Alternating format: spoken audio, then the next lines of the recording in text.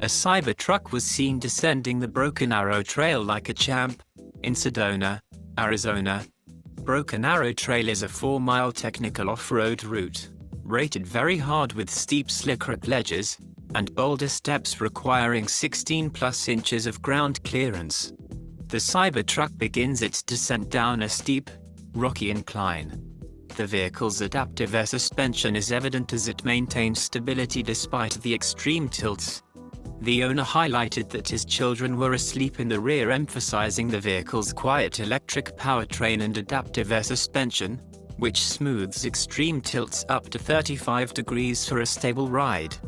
The video serves as a testament to the Cybertruck's off-road prowess, particularly its adaptive air suspension and electric powertrain, which combine to offer a unique driving experience compared to traditional 4x4 vehicles.